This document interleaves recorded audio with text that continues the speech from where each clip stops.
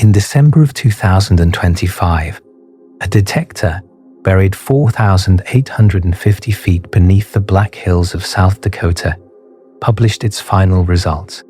The instrument was called LZ. It sat inside the Sanford Underground Research Facility, which used to be the Homestake Gold Mine, the same mine where Ray Davis first detected solar neutrinos in 1968. LZ contained 10 tons of ultra-pure liquid xenon, cooled to -100 degrees Celsius, surrounded by 70 tons of instrumented water shielding, all of it designed to do one thing: catch dark matter.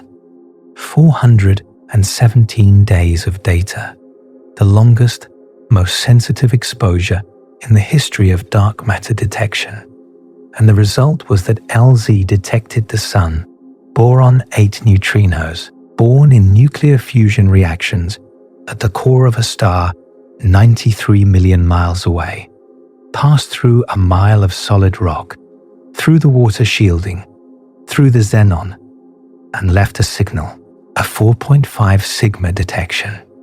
The faintest whisper from the nearest star, captured at a depth where almost nothing from the surface can reach. But dark matter? Nothing. Not a single confirmed event above 5 giga-electronvolts. The most sensitive instrument humanity has ever constructed found the ghost of the Sun before it found the substance that supposedly makes up 85% of all matter in the universe. And that fact should disturb you far more than it disturbed the press releases. Because what LZ actually discovered was not a null result. It discovered a wall, the neutrino floor, the point at which the background noise from solar neutrinos becomes so intense that it is physically indistinguishable from the dark matter signal you are looking for. Every future detector, no matter how large, no matter how sensitive, no matter how deep underground you bury it, will face this same wall. You can build a detector the size of a building. You can fill it with 100 tons of xenon.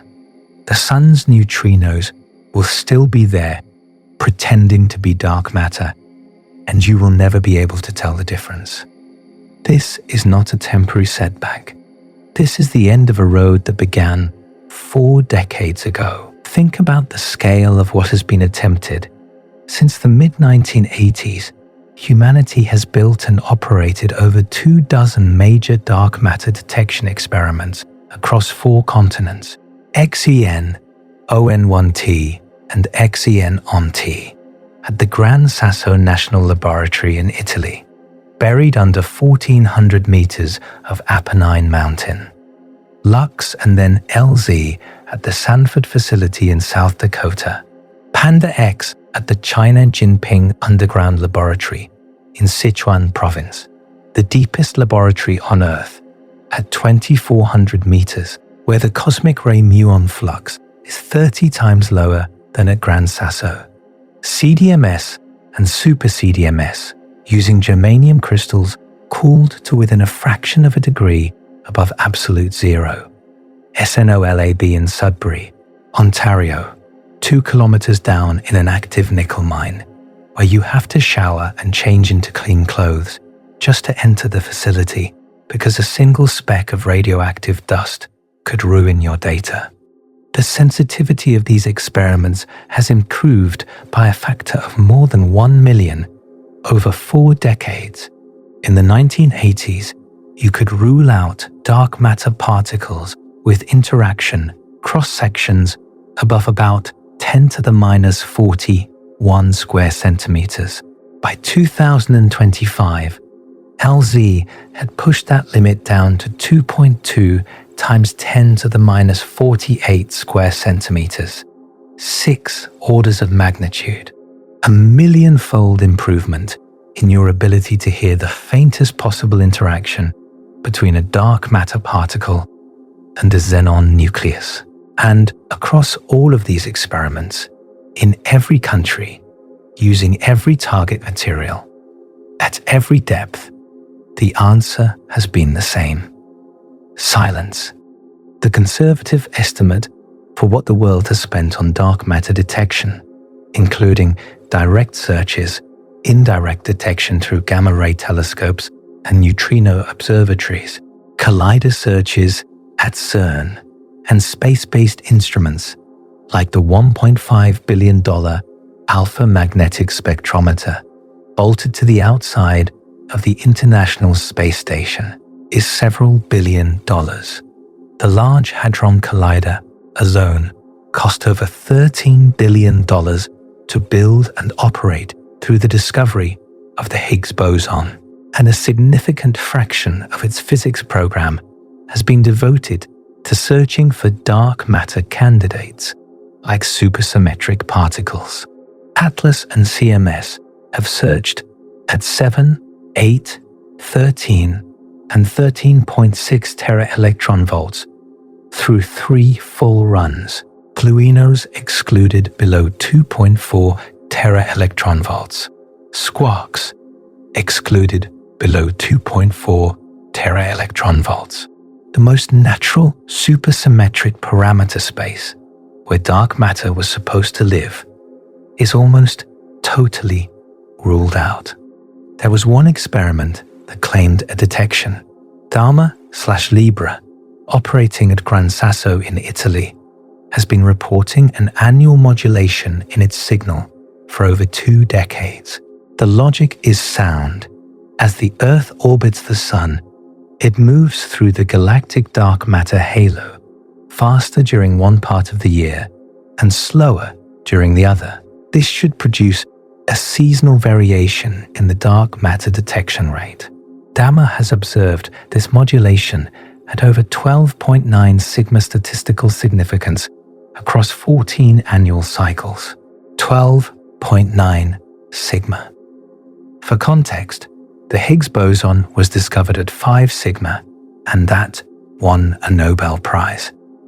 But every other experiment in the world, using different target materials, different detector technologies, and different locations, has failed to reproduce the result. COSINE 100, an experiment in South Korea that was specifically designed to replicate Dharma using the same type of sodium iodide crystals, published 6.4 years of data in September 2024, and excluded the Dharma signal at greater than 3 sigma. The most likely explanation is that the Dharma modulation is caused by seasonal variations in backgrounds, possibly muon flux changes, related to atmospheric temperature, not dark matter. The longest running and most statistically significant dark matter detection claim in history is almost certainly wrong. You have been told that this is simply how science works, that null results are progress, that ruling things out narrows the search. And that is true as far as it goes. But at some point you have to ask a different question. At some point, after 40 years and billions of dollars and a millionfold improvement in sensitivity and the construction of the deepest, quietest, most exquisitely shielded laboratories in the history of civilization, you have to consider the possibility that the reason you have not found the particle is that there is no particle to find. There is a proposal. It was published in 2022 by a string theorist at Harvard named Cumrun Vafa. It did not begin as a dark matter theory. It began as an attempt to understand the cosmological constant, the energy of empty space. But what fell out of the mathematics was something that, if correct, means dark matter was never a particle at all. It was never a substance floating through space waiting to be caught in a tank of liquid xenon. What we have been detecting gravitationally for 90 years, what bends light around galaxy clusters and keeps spiral arms from flying apart, is a leakage, a gravitational bleed from a spatial direction that exists at every point in the universe, but that you will never be able to point to. We will get to that. But first, you need to understand what gravity itself has been telling us, because the answer was hiding in plain sight since 1933, and the man who found it was too angry for anyone to listen. Fritz Zwicky was a Swiss astronomer working at Caltech who was brilliant, visionary, and almost universally despised by his colleagues. He called other astronomers spherical bastards, his reasoning being that no matter which direction you looked at them from, they were still bastards. He feuded with Walter Baade so viciously that Baade reportedly believed Zwicky might physically harm him. When a rattlesnake was found in the dome of Zwicky's 18-inch telescope, Zwicky accused Baade of planting it. Jesse Greenstein, who chaired the Caltech astronomy department, said plainly that he disliked Zwicky as a human being. Zwicky spoke 7 languages, reportedly all of them badly. He never became an American citizen, explaining that a naturalized citizen is always a second-class citizen. But in 1933, Zwicky did something that nobody else had the audacity or the mathematical instinct to do. He applied the virial theorem to the Coma cluster, a collection of over 1,000 galaxies about 320 million light-years from Earth. He measured the velocities of 8 galaxies within the cluster using their redshifts. The galaxies were moving too fast, not a little too fast. The velocity dispersion he observed, roughly 1,000 kilometers per second, was so large that the cluster should have flown apart billions of years ago if the only mass present was the mass you could see. He calculated that the cluster needed roughly 400 times more mass than its luminous matter could account for. He called this missing mass Dunkel Materie, dark matter, and he published it in Helvetica Physica Acta, Volume 6, pages 110 through 127. His estimate of 400 times more dark than visible mass was too high, an overestimate caused partly by the value of the Hubble constant used at the time. Modern measurements put the ratio closer to 6:1, but the core finding that most of the mass in the universe is invisible was correct. Zwicky had discovered the dominant form of matter in the cosmos, and the discovery would be ignored for 4 decades. But Zwicky's discovery, ignored as it was, contained something that nobody recognized for decades. A pattern. Dark matter was discovered through gravity. It was confirmed through gravity. And to this day, 92 years later, it has only ever been detected through gravity. Every single piece of evidence for the existence of dark matter is gravitational. Rotation curves, gravitational lensing, the cosmic microwave background, the large-scale structure of the universe, galaxy cluster dynamics, the bullet cluster, all gravity. We have never detected dark matter through the electromagnetic force, never through the strong nuclear force, never through the weak nuclear force, not once. Not a single photon absorbed or emitted, not a single nuclear recoil confirmed above background, not a single decay product identified at a collider.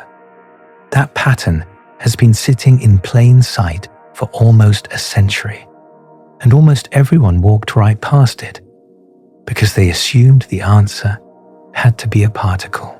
The person who made it impossible to ignore was a woman who was told by a physics teacher in high school that as long as she stayed away from science, she should do okay. Vera Rubin was born in Philadelphia on July 23, 1928. By the age of 10, she was sketching the paths of stars from her bedroom window.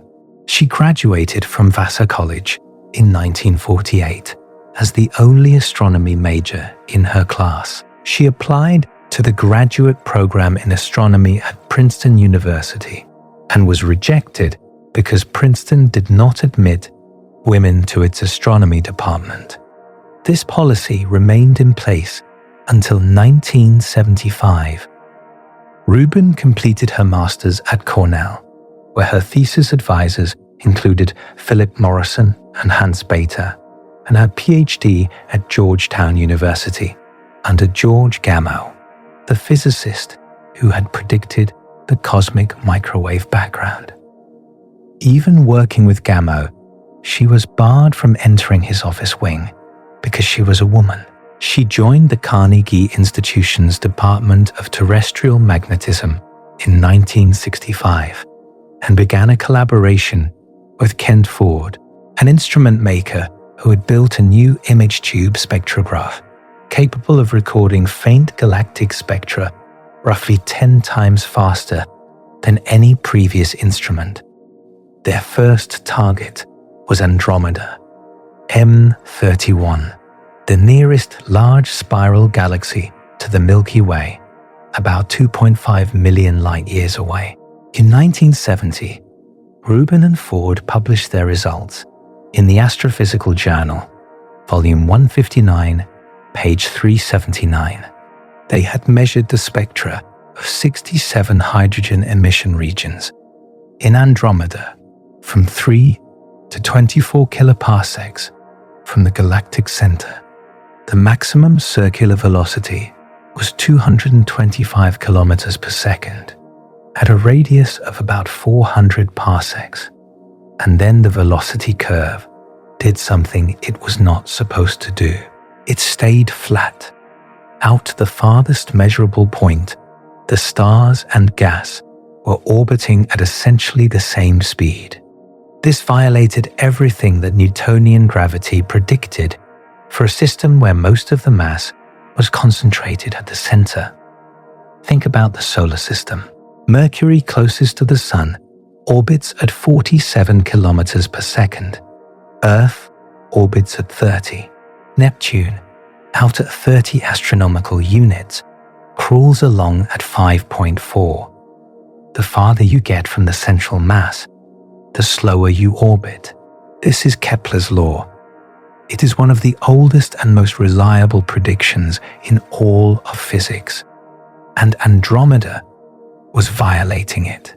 In 1980, Rubin, Ford, and Norbert Thonard published the paper that changed the field permanently. Astrophysical Journal, volume 238, pages 471 through 487. They studied 21 C galaxies with radii ranging from 4 kiloparsecs to 122 kiloparsecs.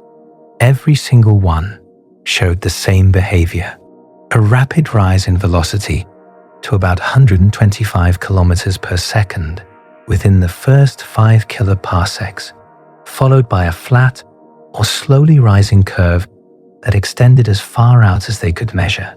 The largest galaxy in the sample, UGC 2885, was so enormous that its outermost stars had completed fewer than 10 orbits since the formation of the universe, and those outermost stars were moving just as fast as the stars closer in. Rubin did not stop at 21 galaxies. Over the course of her career, she measured rotation curves for more than 200 galaxies. Every single one showed the same flat curve. Every single one required 5 to 10 times more invisible mass than visible mass to explain the dynamics. She stated it simply: in a spiral galaxy, the weights of the light and the heavy components have been reversed. What you see is not what you get. In 1965, Rubin became the first woman officially permitted to observe at the Palomar Observatory in California, home of the 200-inch Hale telescope. When she arrived, she found that the facility had only a men's restroom, Told that her observing time might be limited because there was no women's bathroom, she cut a paper skirt out of construction paper, taped it to the stick figure on the men's room door, and said, "There you go, now you have a ladies' room." Then she went to work. Vera Rubin was never awarded the Nobel Prize. She died on December 25, 2016. The Vera C. Rubin Observatory in Chile, the first U.S. national observatory named after a woman, was renamed in her honor in 2019. She appeared on a United States quarter in 2025. But here is what matters for the question we are building toward. Rubin proved, beyond any reasonable doubt, that galaxies contain 5 to 10 times more mass than their visible components can account for. The evidence was gravitational. The rotation curves measured gravitational effects. The conclusion was that invisible mass exists, and the default assumption, made by Rubin, by the field, by everyone, was that this invisible mass must be some kind of particle, something material, a substance, a thing that occupies space and has mass and interacts weakly enough to be invisible, but strongly enough to someday be caught. That assumption drove 4 decades of experimental physics, and it may have been wrong from the very beginning, because there is another piece of gravitational evidence that arrived in 2006, and it contains a clue that almost everyone reads backward. The bullet cluster. Catalog designation 1E0657-56. 2 galaxy clusters that collided approximately 100 million years ago at a relative velocity of roughly 4,500 kilometers per second, about 1.5% of the speed of light. During the collision, 3 things happened. The individual galaxies, which are mostly empty space, passed through each other like 2 swarms of bees. The hot intergalactic gas, which makes up most of the baryonic mass in galaxy clusters, interacted electromagnetically, creating drag, shock heating, and deceleration. The gas slowed down and pooled between the 2 clusters, visible in X-ray images from the Chandra Observatory, as a bright, pink, bullet-shaped cloud. And then there was the dark matter. Gravitational lensing maps, constructed by measuring how the cluster bends the light of background galaxies, showed that the majority of the mass was not where the gas was. The mass had kept going. It had passed through the collision without slowing down, tracking with the individual galaxies rather than the gas. The offset between the gas, where most of the baryonic mass should be, and the lensing peaks where most of the actual mass turned out to be, was 8 standard deviations. Douglas Clow and his collaborators titled the paper in the Astrophysical Journal, volume 648, page L109, with a declaration that left no room for ambiguity. A direct empirical proof of the existence of dark matter. And they were right. The bullet cluster proves that most of the mass in galaxy clusters is not ordinary baryonic matter. It proves that this mass is collisionless, meaning it does not interact with itself or with normal matter through the electromagnetic or strong forces. It proves that it behaves like something with mass, but without the interactions that would cause drag or deceleration during a collision. The standard reading is that this proves dark matter is a particle, a weakly interacting massive particle, a WIMP. But read it again more carefully. What the bullet cluster actually proves is that something with mass is there, something that interacts gravitationally but not electromagnetically. The bullet cluster proves dark matter interacts through gravity. It does not prove dark matter is a particle. It is consistent with a particle, but it is also consistent with something else entirely, something that would interact only through gravity. By definition, that something has a name and a mechanism, and it changes everything. But before we get there, you need to understand why gravity itself is broken, because the answer to the dark matter problem is hiding inside the deepest unsolved mystery in all of physics. Gravity is weak. You already know this, or you think you do. You probably learned it as a simple fact. There are 4 fundamental forces. Gravity is the weakest. But that framing hides the real problem. And the real problem is not that gravity is weak. The real problem is that gravity is weak by an amount that makes no physical sense. Pick up a refrigerator magnet, a small one, a few grams of iron and ferrite arranged to produce a magnetic field. Now put a piece of paper on a refrigerator door. That tiny magnet, with the electromagnetic force of a few grams of material, can hold the paper in place against the gravitational pull of the entire Earth. 6 trillion kilograms. The entire planet, every cubic meter of iron core and silicate mantle and ocean, pulling that piece of paper downward with every atom it has. And a toy magnet wins. The ratio is not subtle. Electromagnetism is 10 to the 38th times stronger than gravity. That is, a 1 followed by 38 zeros. To put that in perspective, if you started counting at 1 number per second, it would take you roughly 3 times 10 to the 30 years to reach 10 to the 38. The universe is only about 4 times 10 to the 17 seconds old. You would need more time than the current age of the universe by a factor of 1 billion trillion to count that high.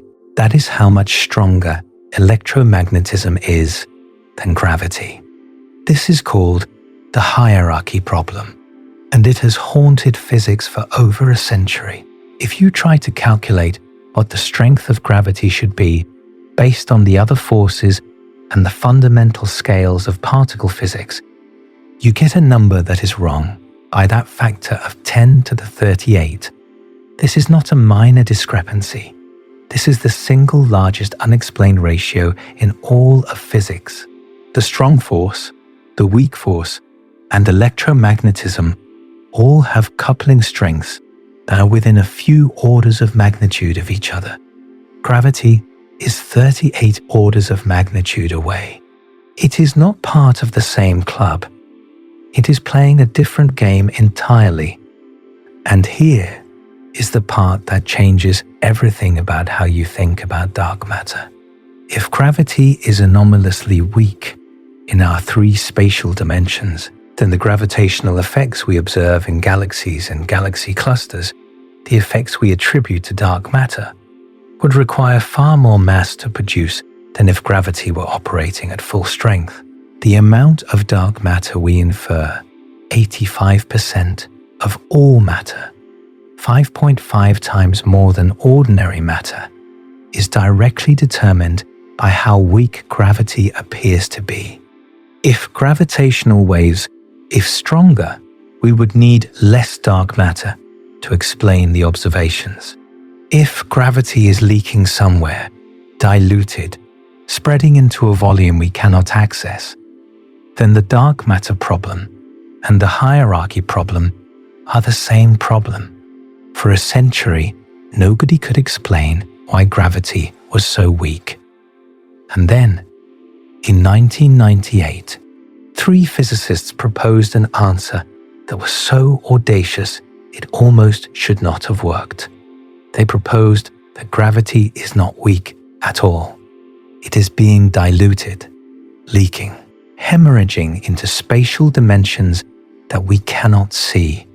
The paper was titled The Hierarchy Problem and New Dimensions at a Millimeter.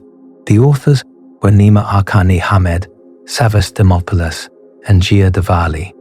It appeared in Physics Letters B, volume 429, pages 263 through 272, in 1998. Their proposal was this: the true fundamental scale of gravity is not the Planck scale, 10 to the 18th giga-electronvolts, but the electroweak scale, about 1 tera-electronvolt. Gravity only appears weak because its field lines are spreading into extra spatial dimensions that we cannot access. Imagine you are standing in a flat field, holding a flashlight. The beam spreads out in 2 dimensions, getting dimmer as it goes, following an inverse square law. Now imagine the flashlight is embedded in a membrane, a flat 2-dimensional surface, but the light is actually spreading out in 3 dimensions, going both along the membrane and away from it, into a direction you cannot see. From your perspective on the membrane, the light would seem to be dimming much faster than it should, because some of it is going somewhere you cannot detect. That is what ADD proposed is happening to gravity. The electromagnetic force, the strong force, and the weak force are all confined to our 3-dimensional membrane, what physicists call a brane. But gravitation is not confined. Gravity propagates into every dimension there is. And if there are extra dimensions, gravity spreads into them, diluting itself from our perspective. The mathematics worked. For 2 extra dimensions, the compactification radius, the size of the rolled up dimensions, comes out to roughly 1 millimeter. This was startling because 1 millimeter is not some inconceivably small Planck length number. It is macroscopic. It is the width of a pencil lead.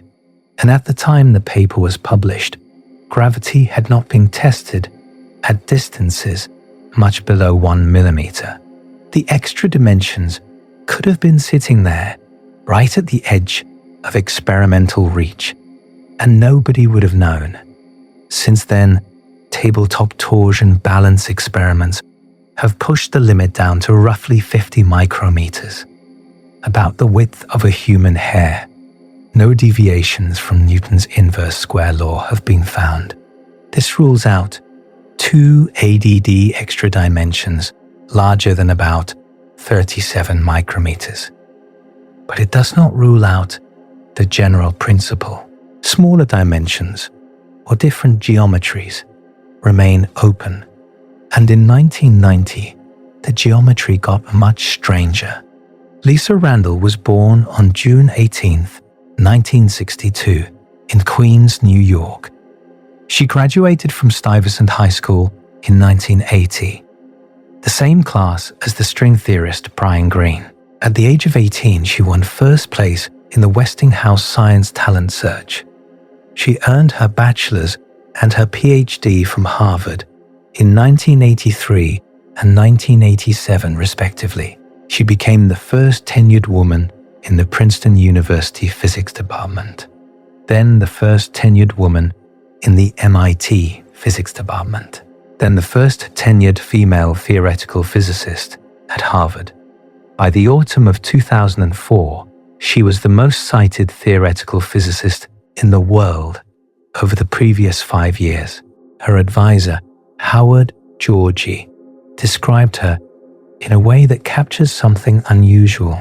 Some theoretical physicists are terrific at mathematical or geometrical imagination, he said. Some are better at imaginative thinking about the actual phenomena.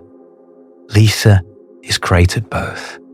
In the spring of 1990, Randall and Raman Sundrum, a physicist then at Boston University, found something that the ADD model had missed. You do not need extra dimensions to be flat and uniform for gravity to leak into them. If the extra dimension has a specific kind of curvature, a warped geometry described by anti-de Sitter space, something far more elegant happens.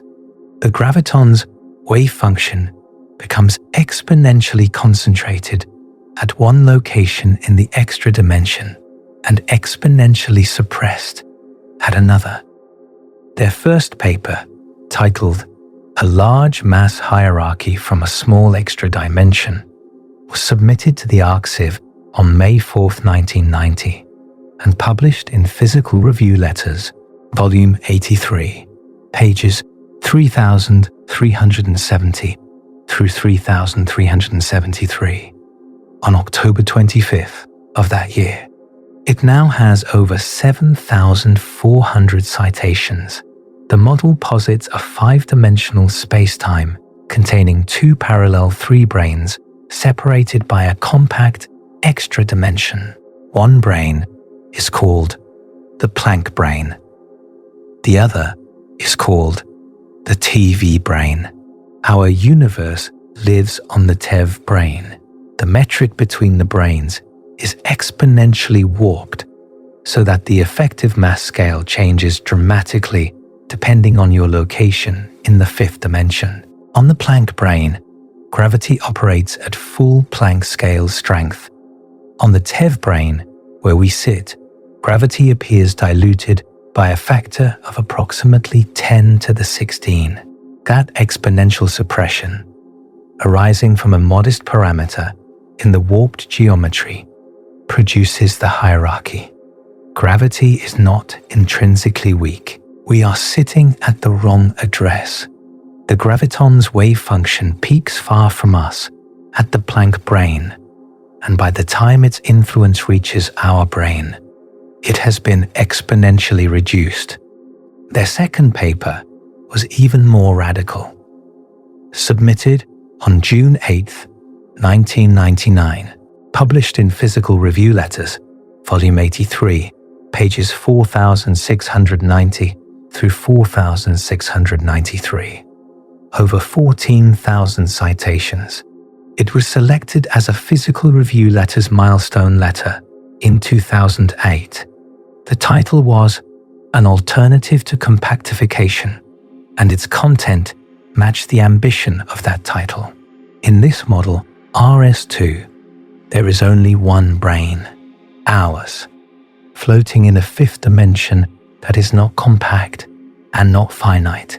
The fifth dimension is infinite, and yet four-dimensional Newtonian gravity is recovered on the brane because the warped geometry traps the graviton's zero mode, its lowest energy excitation, exponentially close to the brane.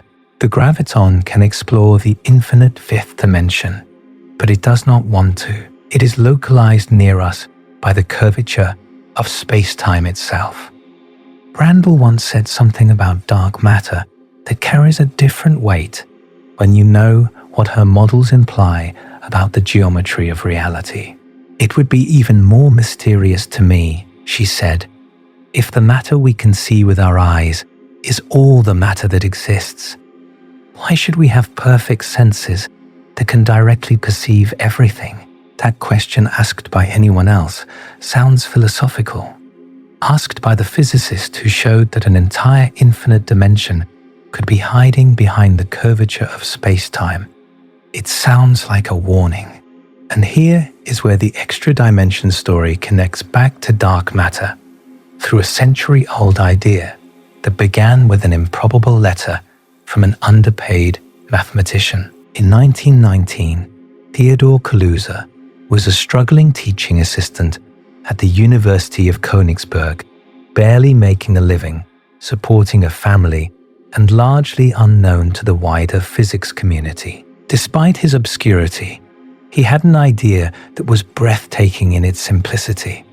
He mailed a paper to Albert Einstein, proposing that the universe had not 4, but 5 dimensions.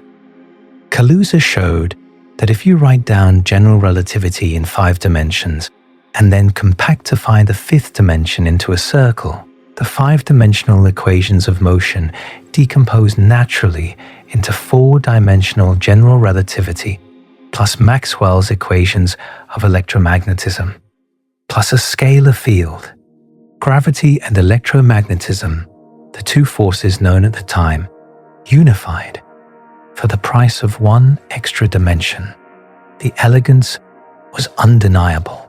Nature seemed to be telling you that the forces we perceive as separate are artifacts of our limited dimensional perspective. Einstein was intrigued but cautious. He sat on the paper for 2 years before helping it get published in 1921. In 1926, the Swedish physicist Oskar Klein refined Kaluza's idea by quantizing the extra dimension, showing that a particle moving around the compactified circle would have quantized momentum. From the 4-dimensional perspective, this quantized momentum looks like mass. Each particle in the theory spawns a tower of heavier copies, each one corresponding to a higher momentum mode in the extra dimension. These are Kaluza-Klein particles. The mass of the nth mode is determined by the size of the extra dimension. A smaller dimension means larger spacing between mass levels. A larger dimension means a denser tower of states. For decades, this was mathematical curiosity.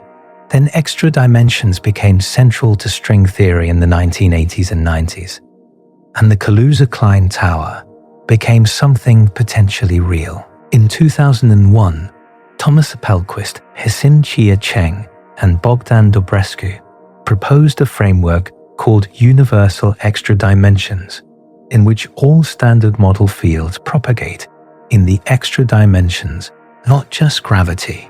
This framework produces a conserved quantum number called Kaluza-Klein parity, analogous to R parity in supersymmetry, which makes the lightest Kaluza-Klein particle absolutely stable. It cannot decay. It simply exists, floating through the universe, invisible, massive, interacting only weakly or gravitationally, a natural dark matter candidate. In 2002, 2 foundational papers made the case explicit. Geraldine Servant and Tim Tate at Argonne National Laboratory showed that the lightest Kaluza-Klein photon, with a mass between 500 and 1600 gigaelectronvolts, could produce the observed dark matter abundance. Hsin Chia Cheng, Jonathan Feng, and Konstantin Machev showed that Kaluza-Klein dark matter would annihilate into distinctive signatures, hard positrons and neutrinos and photons, potentially detectable by gamma-ray telescopes and neutrino observatories. The LHC has searched. IceCube has searched. Neither has found a signal. But here is what you need to hold in your mind as we go forward. The Kaluza-Klein framework tells you that if extra dimensions exist, they automatically generate a tower of massive, invisible, gravitationally interacting particles. This is not something you have to put in by hand. It is not an assumption. It is a mathematical consequence of the geometry.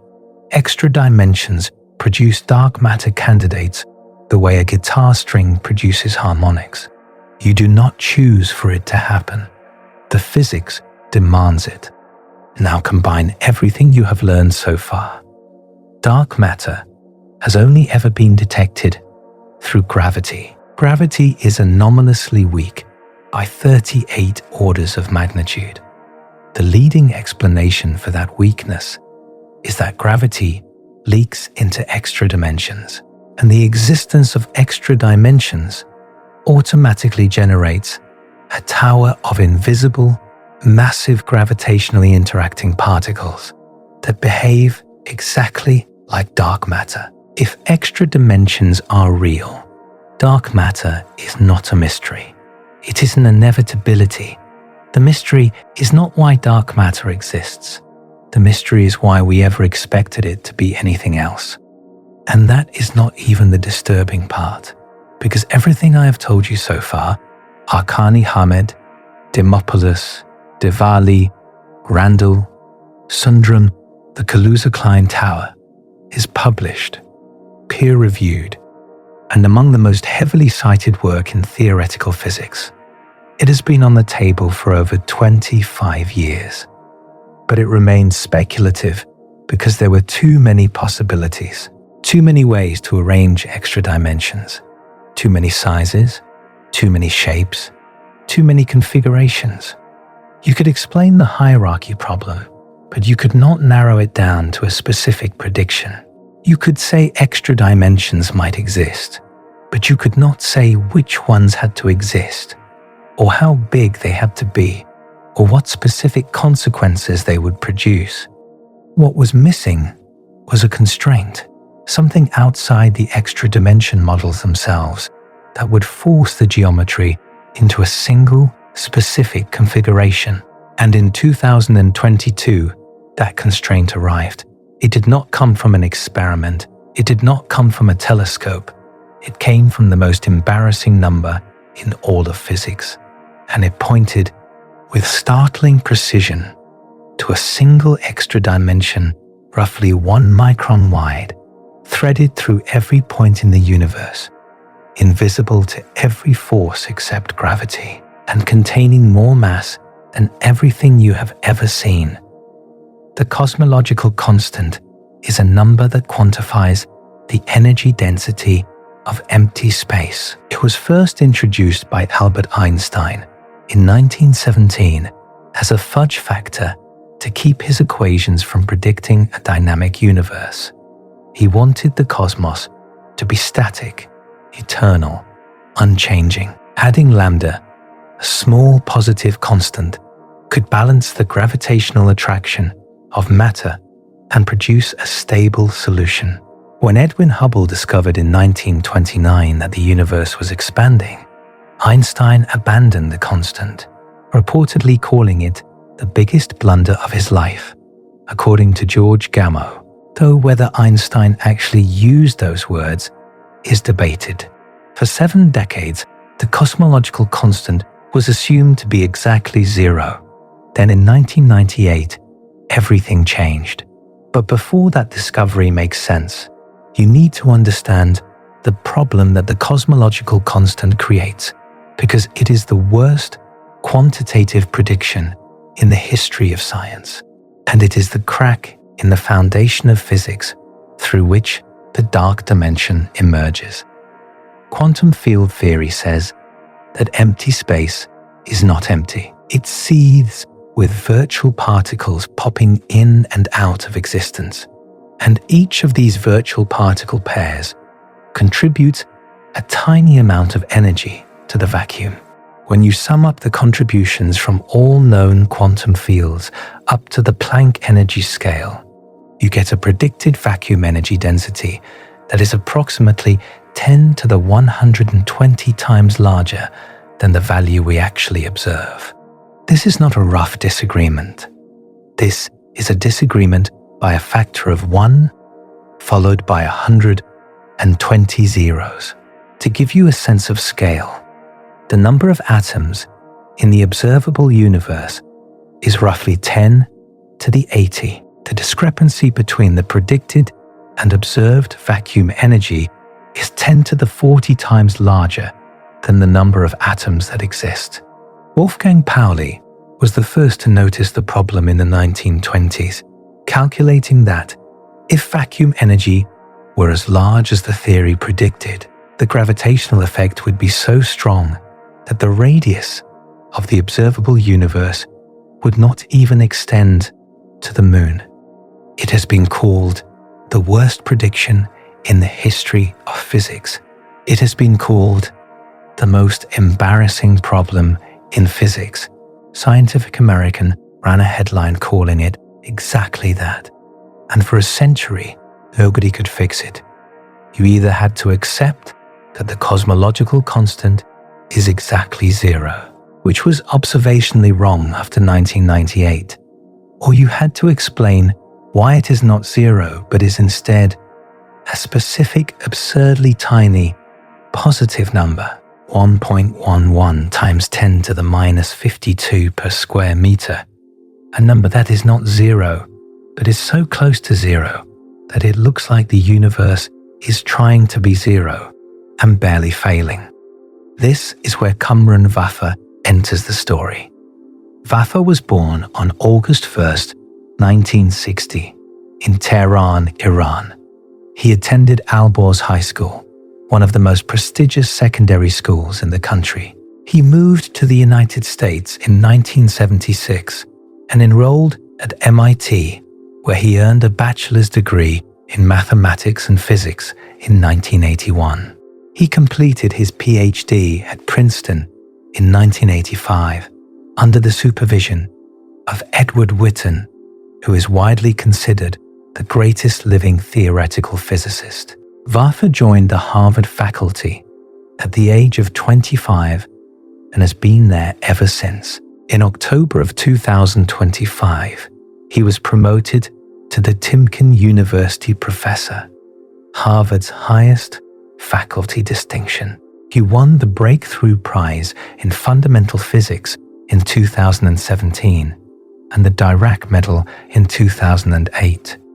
His contributions to theoretical physics include F-theory, a framework for constructing string theory vacua in 12 dimensions, the stroming of Vafa computation, the first exact counting of microstates for certain black holes, confirming Bekenstein-Hawking entropy, and the Swampland program, which has been his central intellectual project for 2 decades. The Swampland program begins with a deceptively simple observation. String theory produces an enormous number of possible vacuum configurations. The string landscape estimated at 10 to the 500 or more. Each configuration corresponds to a different possible universe with different physical laws and constants. But not every quantum field theory that looks mathematically consistent can actually arise from a consistent theory of quantum gravity. The set of theories that cannot is called the Swampland, and the Swampland is vastly larger than the landscape. Beginning in 2005 with his paper The String Landscape and the Swampland, Vafa began developing conjectures that constrain which effective field theories are allowed. These are not proofs. They are patterns observed across every known string theory construction, elevated to the status of conjectures because they hold without exception in every case that has been checked. 2 of these conjectures are critical to what follows. The distance conjecture, formulated by Uguri and Vafa in 2006, states that when a physical parameter is taken to an extreme value in the space of all possible configurations, a tower of states must become exponentially light. The mathematical statement is precise. As you move an infinite distance in moduli space, a tower of particles with mass proportional to the exponential of the negative distance must appear. This is not optional within the framework. It is a structural feature of quantum gravity. The De Sitter conjecture, developed by Obied, Uguri, Spodineko, and Vafa in 2018, makes an even more radical claim.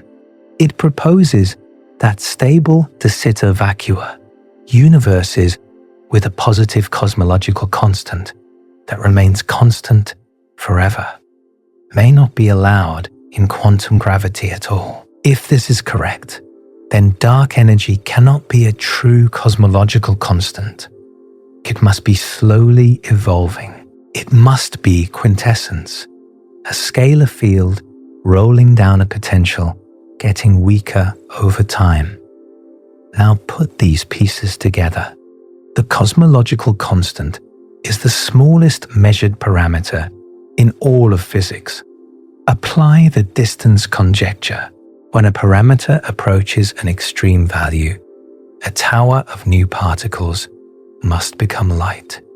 What kind of tower? There are essentially 2 options: Kaluza-Klein modes, which appear when an extra dimension decompactifies and becomes larger, or string oscillation modes, which appear when the string scale drops. Observational constraints, including the measured strengths of the standard model forces and the absence of deviations in short-range gravity tests, eliminate every possibility except one. a single extra spatial dimension, decompactifying to a radius of approximately lambda to the -1/4 power. Lambda is 10 to the -122 in natural Planck units. Lambda to the -1/4 is roughly 10 to the 30 in Planck lengths. Convert to human units and you get approximately 1 micron, 1/1,000,000th of a meter. This is the dark dimension. It was published by Miguel Montero, Cumrun Vafa, and Irene Valenzuela, submitted to the arXiv on May 24, 2022, published in the Journal of High Energy Physics, February 2023. The argument does not start from dark matter. It does not start from galaxy rotation curves or the bullet cluster or the failures of direct detection. It starts from the cosmological constant, the smallest and most embarrassing number in physics, and it follows the logic of the Swampland conjectures to a single, specific conclusion. There must be one extra dimension, roughly 1 micron in size, invisible to all standard model forces, accessible only to gravity. Not because anyone wanted it, because the mathematics will not let you avoid it. And what happens in a universe with one extra micron scale dimension? Gravity propagates through it. The graviton, which is not confined to our three-dimensional brain, acquires Kaluza-Klein excitations in the fifth dimension. Each excitation is a massive copy of the graviton, with mass roughly equal to an integer divided by the radius of the dimension. For a 1 micron radius, the lowest mass mode is about 1 millielectron volt, and the tower extends upward from there. These massive gravitons interact with standard model particles only through gravity, which is 10 to the 38 times weaker than electromagnetism. They are invisible to every detector based on electromagnetic or nuclear interactions. They are dark. The follow-up paper, Dark Dimension Gravitons as Dark Matter, was written by Eduardo Gonzalo, Miguel Montero, Georges Aubierd, and Cumrun Vafa, submitted to the arXiv in September 2022, published in JHEP in November 2023. The paper demonstrates that these dark gravitons are not just possible dark matter candidates, they are unavoidable. In the early universe, when temperatures were around 4 gigaelectronvolts, standard model particles occasionally create dark gravitons through gravitational interactions.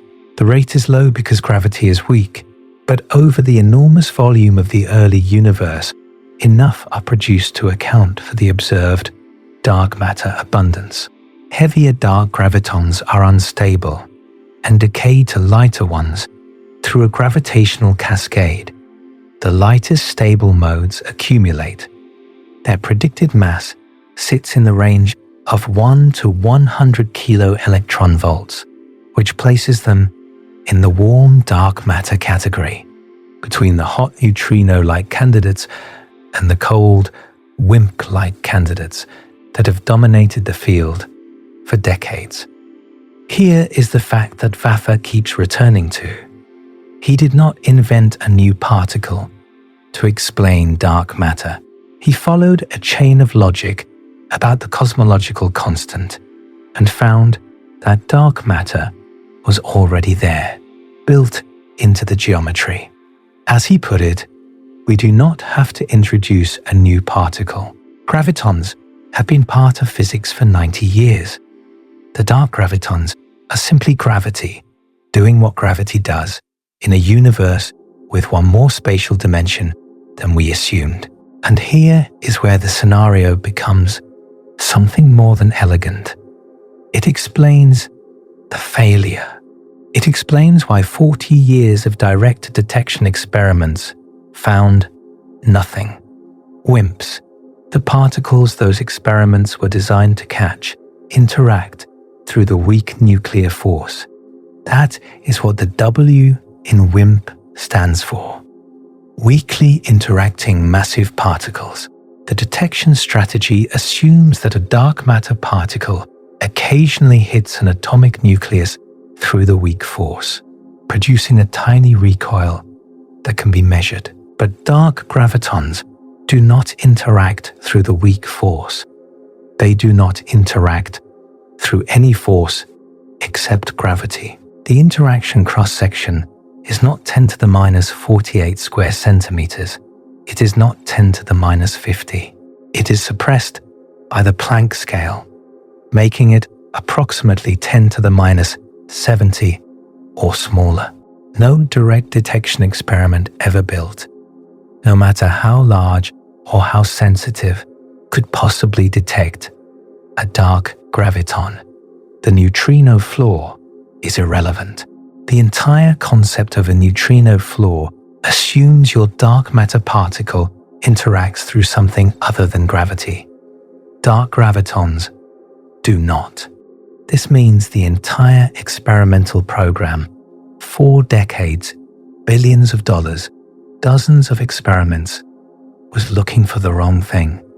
Not because the experimentalists were incompetent, because the theorists assumed dark matter was a particle that interacted through the weak force, and the experimentalists built instruments to test that assumption.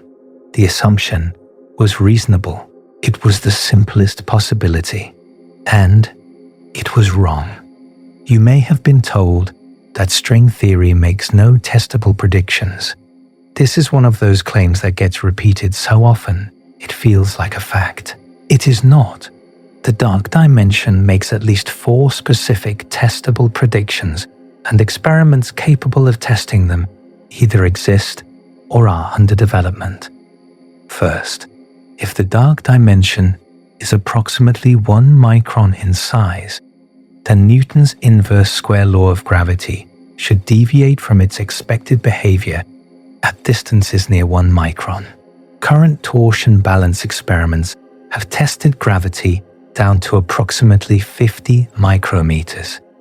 Reaching the 1 micron range requires about a 10-fold improvement. A group in Vienna is developing an experiment specifically designed to probe this range. The timeline is 3 to 5 years. Second, dark gravitons are not perfectly stable. The heaviest ones decay gravitationally to lighter ones, emitting standard model particles in the process. This decay could produce subtle distortions in the 21 centimeter hydrogen line from the cosmic dark ages, detectable by the Square Kilometer Array and by FarSide, a proposed radio telescope on the far side of the Moon. Third, the dark dimension framework, combined with a 2024 paper by Gendler and Vafa, constrains the mass of the QCD axion to between 1 and 10 milli-electron volts. This is a specific, narrow window. Several next-generation axion experiments, including MADMAX and Organ, are targeting this range. Fourth, if standard model neutrinos propagate in the bulk of the dark dimension, there should be a tower of sterile Kaluza-Klein neutrinos with specific mass spacings. Minos, Camland, and Bay have searched for deviations consistent with extra-dimensional neutrino oscillations and found nothing so far, but the sensitivity is approaching the range where the dark dimension predicts effects. The community response has been what you might expect, a mixture of excitement and skepticism, with the balance depending on how seriously each physicist takes string theory as a guide to reality. John Schwartz, one of the founders of string theory at Caltech, wrote that a great deal of supporting evidence has been presented and definitive experimental tests are likely to be carried out. Juan Maldacena at the Institute for Advanced Study, whose own work on the ADS/CFT correspondence is arguably the most important result in theoretical physics of the last 30 years, said that searching for extra dimensions through more precise experiments is a very interesting thing to do, though he thinks the probability of finding them is low. Joseph Conlon at Oxford was more blunt. There are many ideas that would be important if true, he said, but are probably not. This is one of them. That is an honest representation of where the field stands. The dark dimension is not proven. It is not consensus. It is a specific, testable, mathematically grounded proposal that would, if confirmed, simultaneously explain the hierarchy problem, the cosmological constant problem, the nature of dark matter, and the failure of direct detection experiments. 4 of the deepest open problems in physics, solved by one geometric fact. But there is one more piece, one more line of evidence that arrived after the dark dimension was proposed. Evidence that was not anticipated by the proponents of lambda CDM, but was explicitly predicted by the Swampland conjectures. And it is the piece that shifts this from an interesting theoretical proposal to something that should be making headlines. The story of how humanity discovered that the universe is accelerating begins with 2 teams of astronomers who set out to measure the exact opposite.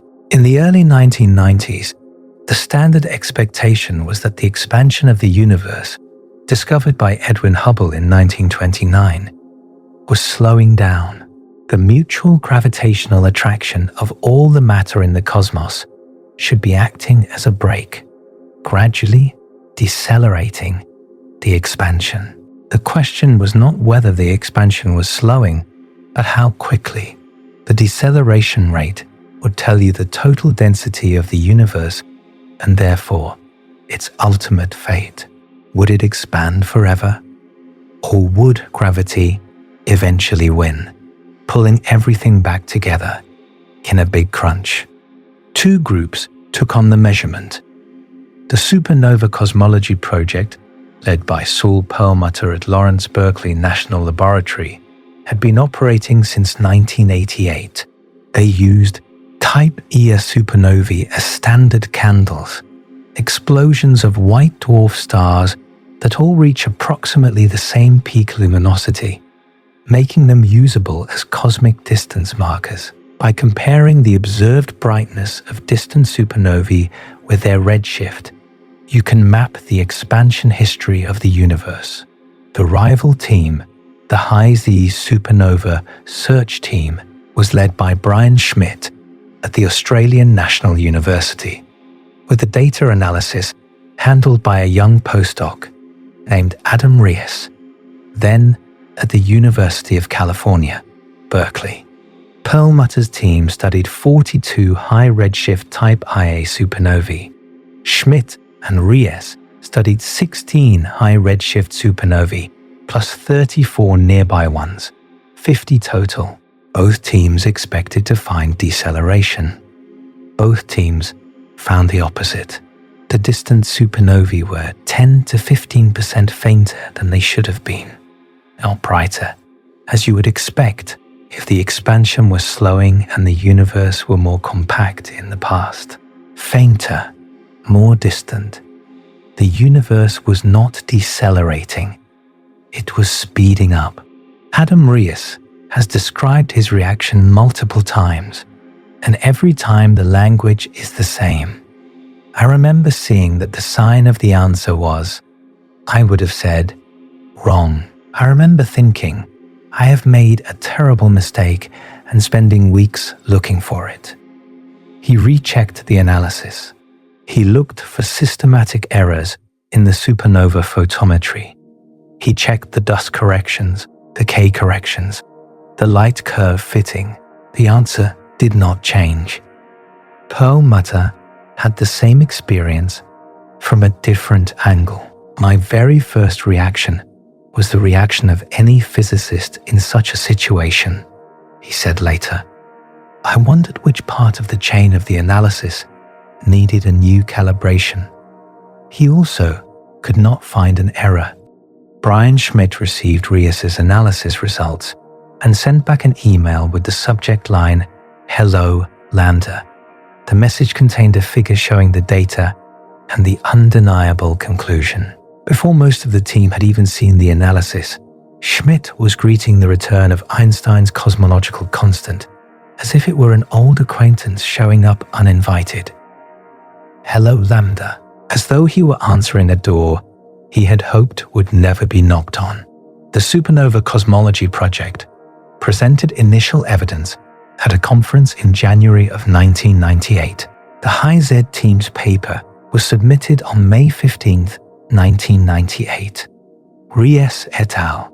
Observational evidence from supernovae for an accelerating universe and a cosmological constant, published in the Astronomical Journal, Volume 116, pages 1009 through 1038. By the end of 1998, both results had been published and cross-checked. At a symposium at Fermilab in the spring, after hard questioning from the audience, approximately 75% of the attending physicists voted that they believed the results. Science magazine named the accelerating universe the breakthrough of the year for 1998. In 2011, Perlmutter, Schmidt, and Rias shared the Nobel Prize in Physics. The discovery meant that something was pushing the universe apart, something with negative pressure that counteracted gravity and caused the expansion to accelerate rather than decelerate. They called it dark energy. The standard model of cosmology, lambda CDM, treats dark energy as a cosmological constant, a fixed energy density inherent to space itself, unchanging across all of cosmic time. For 25 years, this model has been the foundation of precision cosmology. It fits the cosmic microwave background as measured by the Planck satellite. It fits the distribution of galaxies on the largest scales. It fits the abundances of light elements produced in Big Bang nucleosynthesis. But the lambda CDM model has a problem. The same problem that has haunted the cosmological constant since Pauli first noticed it. If dark energy is vacuum energy, then quantum field theory predicts its value should be roughly 10 to the 120 times larger than what we observe. To get the right answer, you need a cancellation between the quantum prediction and some unknown mechanism that is precise to 120 decimal places. This is, to put it mildly, suspicious. Physicists call it the fine-tuning problem. It is widely considered the most severe fine-tuning problem in all of physics, and lambda CDM does not explain it. It simply accepts the measured value of lambda and moves on. The Swampland de Sitter conjecture says you cannot move on. If the conjecture is correct, then a true cosmological constant, stable and eternal, is not allowed by quantum gravity. The dark energy must be rolling, it must be evolving, it must be quintessence, and that means dark energy was stronger in the past and is getting weaker over time. This is a specific falsifiable prediction, and in 2024, an instrument in the Arizona desert began returning data that is consistent with exactly that prediction. DESI, the dark energy spectroscopic instrument, is mounted on the 4-meter Mayol telescope at the Kitt Peak National Observatory in Arizona. It contains 5,000 robotic fiber optic positioners, each capable of targeting a different galaxy or quasar, allowing it to collect 5,000 spectra simultaneously. Its purpose is to create the largest three-dimensional map of the universe ever constructed by measuring the positions and redshifts of tens of millions of extragalactic objects. Data Release 1, published in April 2024. contained measurements of over 6 million galaxies and quasars, organized into 7 redshift bins spanning billions of years of cosmic history. The DESI collaboration used these measurements to trace the baryon acoustic oscillation signal, a characteristic scale imprinted in the distribution of galaxies by sound waves in the early universe, which serves as a standard ruler for measuring the expansion history. When combined with data from the Planck satellite and Type Ia supernova catalogs, the DESI results showed a 2.5 to 3.9 sigma preference for dark energy that is not constant. The preferred model was one in which the dark energy equation of state parameter W starts more negative than -1 in the past, meaning stronger dark energy, and evolves toward less negative values, meaning weaker dark energy, over cosmic time. In the language of cosmologists, Wn0 was greater than -1, and W sub A was less than 0. Dark energy is fading. This was intriguing but not conclusive. A 3 sigma result is suggestive but not definitive. It could be a statistical fluctuation. It could be a systematic error. The community waited. Data release 2 came on March 19th, 2025. 14 million redshift measurements, more than double the first release. The largest baryon acoustic oscillation dataset ever assembled. The preference for evolving dark energy did not weaken, it strengthened. Depending on which supernova dataset was used in the combination, the significance rose to between 2.8 and 4.2 sigma. The DESI collaboration's own summary statement was unusually direct for a scientific collaboration accustomed to hedging. Unless there is an unknown systematic error associated with one or more datasets, it is clear that lambda CDM is being challenged. That sentence is remarkable. Scientific collaborations do not say things like it is clear that the standard model is being challenged unless they have spent months trying to make the signal go away and failed. DESI is not a small operation.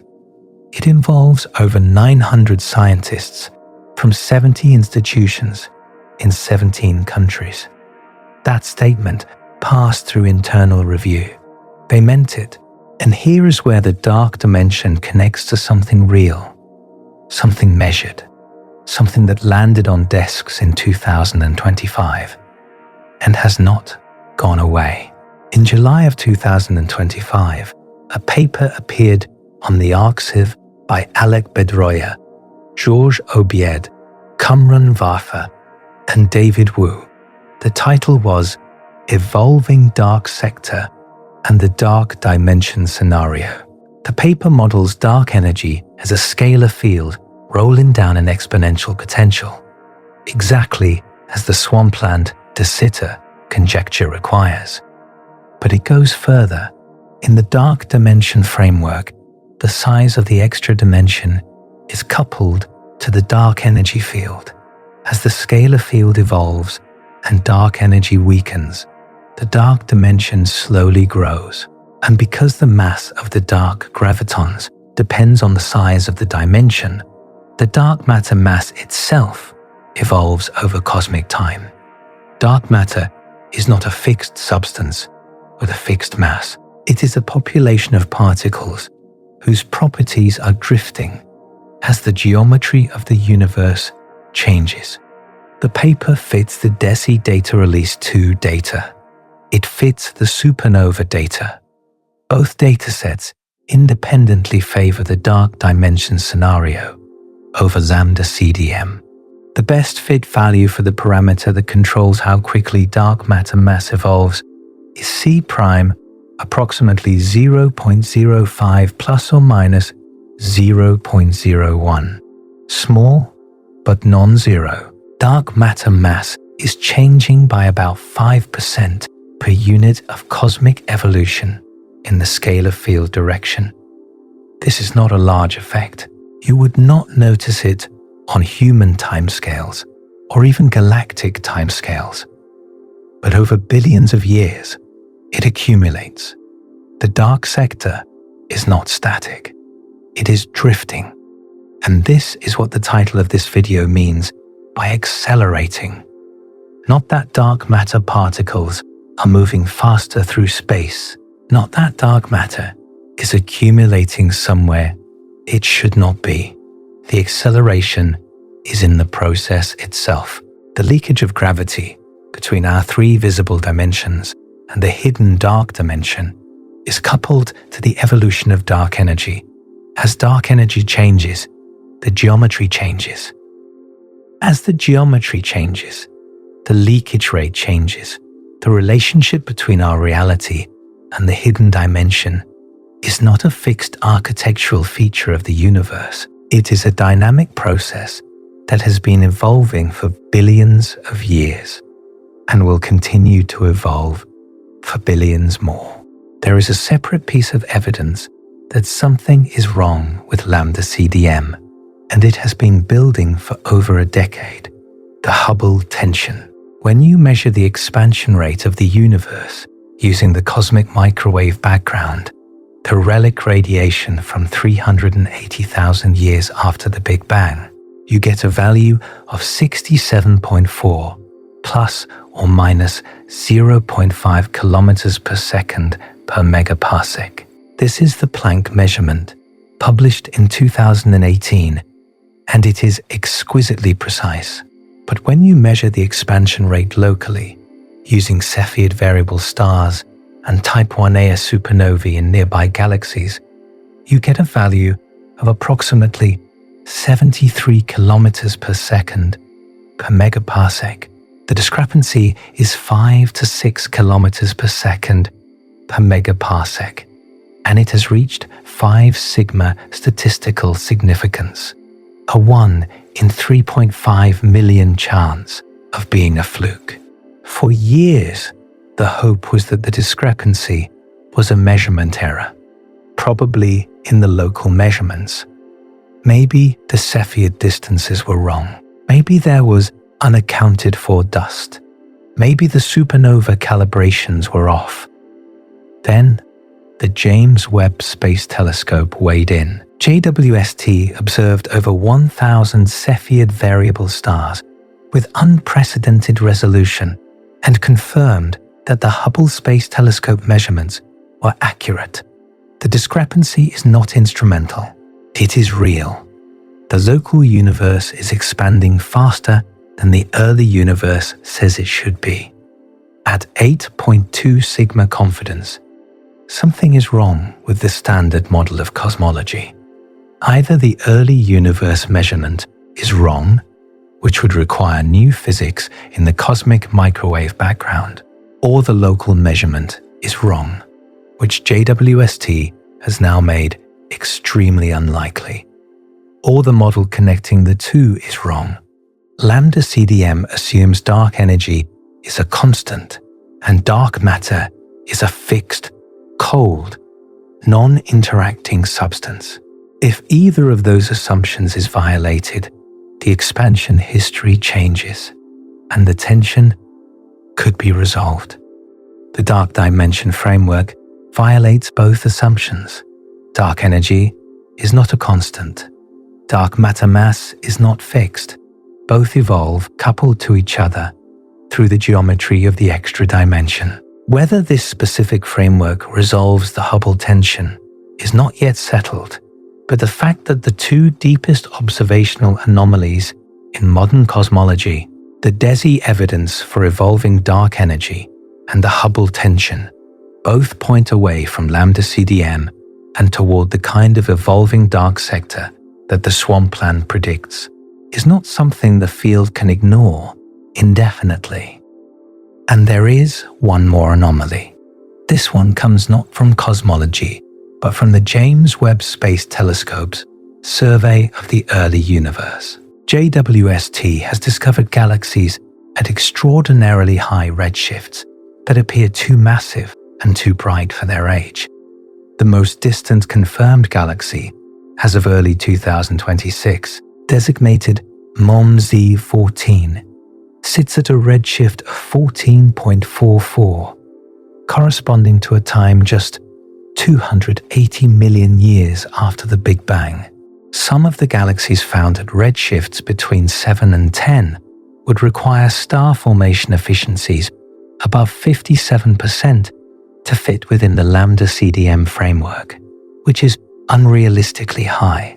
Follow-up observations and the identification of active galactic nuclei have moderated the initial alarm, but attention persists for the most extreme objects.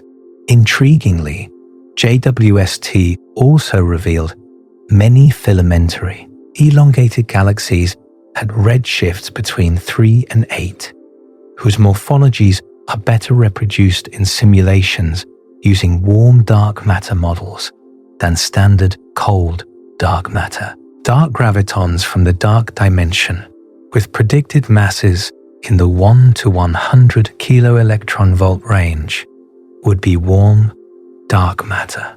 They would suppress the formation of small-scale structure compared to cold dark matter, potentially easing the tension with early galaxy observations and with the long-standing small-scale problems of lambda CDM, the core cusp problem, the missing satellites problem, and the too big to fail problem.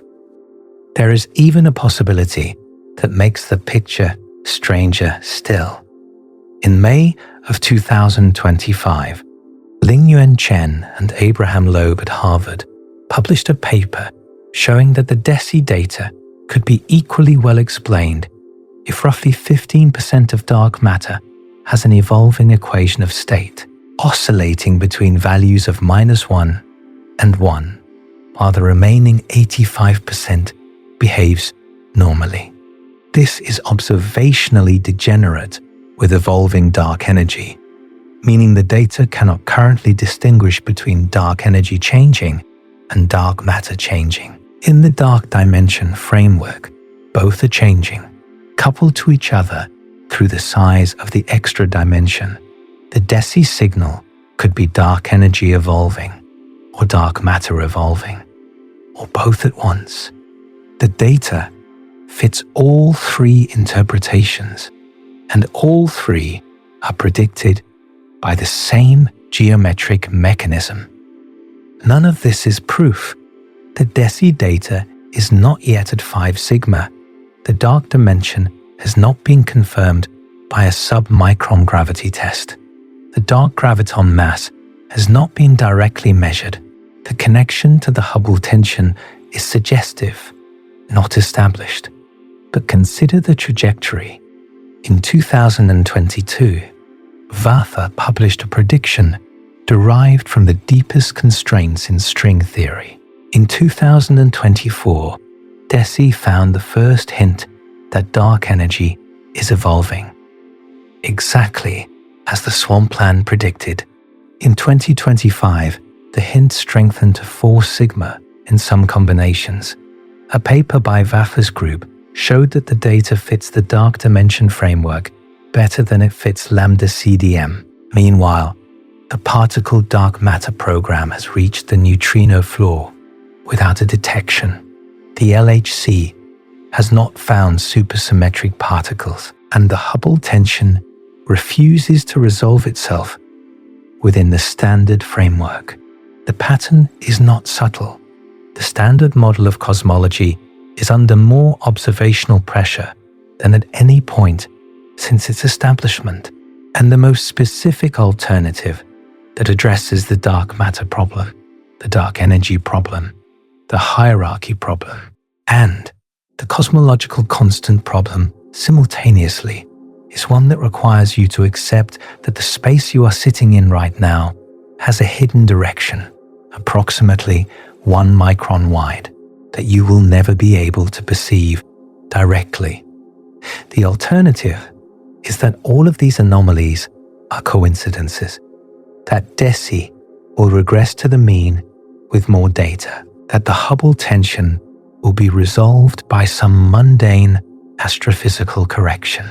That dark matter really is a WIMP, hiding below the neutrino floor, and some future experiment with a 100-ton detector will find it. That the hierarchy problem and the cosmological constant problem will be solved by mechanisms entirely unrelated to extra dimensions. That Vafa's logic, compelling as it is, simply does not apply to our universe. That is possible. Physics has no shortage of beautiful ideas that turned out to be wrong. But you should notice something about that alternative. It requires you to believe that the universe is full of coincidences, that the DESI anomaly is unrelated to the Hubble tension, which is unrelated to the detection failure, which is unrelated to the hierarchy problem, which is unrelated to the cosmological constant problem. The dark dimension requires you to believe one thing: that reality has one more spatial direction than you thought. The alternative requires you to believe that 5 separate, unrelated problems will each be resolved by 5 separate, unrelated solutions. You can decide for yourself which scenario sounds more like the universe being difficult and which sounds like physicists being stubborn. There is a question you might be asking right now, and it is the right question. If the problem is that gravity behaves strangely in galaxies and galaxy clusters, why add a hidden dimension? Why not just fix gravity? Why not modify the law of gravitation itself so that it produces flat rotation curves without any dark matter at all? A physicist named Mordechai Milgrom asked exactly this question in 1983, and the answer he proposed has haunted mainstream cosmology ever since. Not because it is wrong, but because it is right about too many things for something that is supposed to be wrong. Milgrom was working at the Weizmann Institute of Science in Israel when he noticed something that nobody else had paid attention to. The dark matter problem does not appear at any particular distance from the center of a galaxy. It appears at a particular acceleration.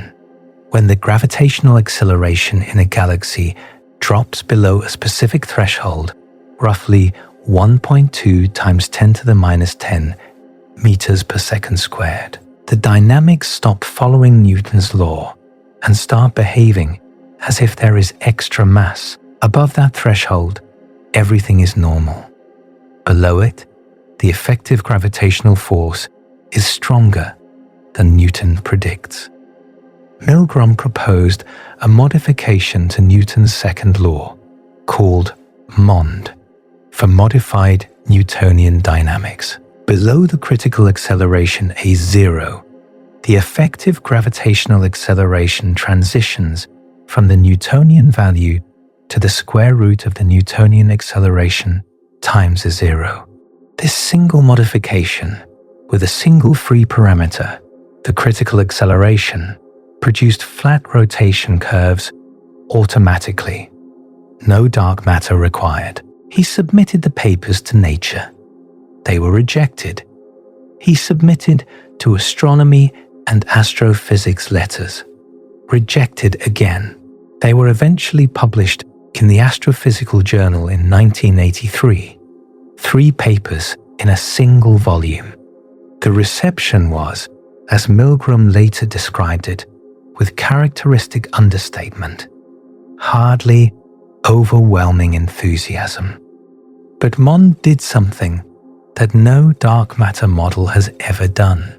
It predicted the rotation curves of galaxies it had never been fitted to. You give MOND the distribution of visible matter in a galaxy, nothing else, and it tells you the rotation curve.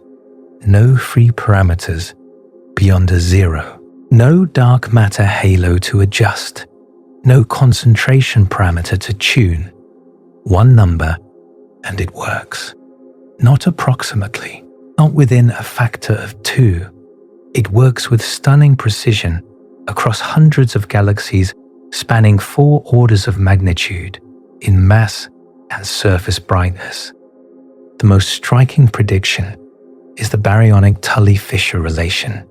In the dark matter framework, the relationship between a galaxy's total baryonic mass and its asymptotic rotation velocity is empirical, something you measure but cannot derive from first principles. In MOND, the relationship is a mathematical consequence of the theory. The total baryonic mass is proportional to the 4th power of the rotation velocity, divided by the gravitational constant times a 0. M equals v to the 4th over g times a 0. MOND predicts this relation must exist, must have an exponent of exactly 4, and must have 0 scatter from the relation beyond measurement error.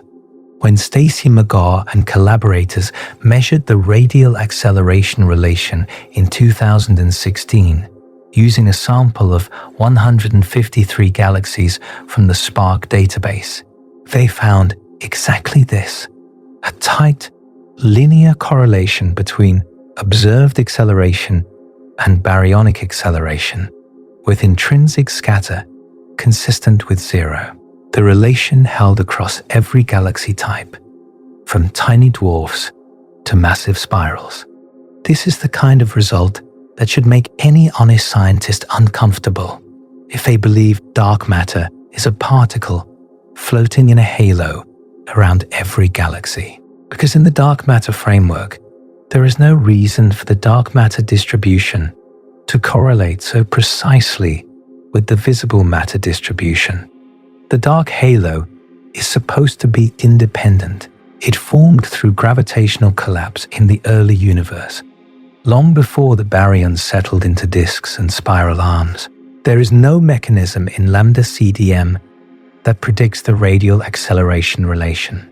The fact that it exists with 0 scatter is what physicists call a fine-tuning problem. You can accommodate it within lambda CDM by tuning each galaxy's dark matter halo to match the observations, but you cannot explain why the tuning works so well. MOND explains it without tuning anything. The relation is not a coincidence in MOND. It is the theory.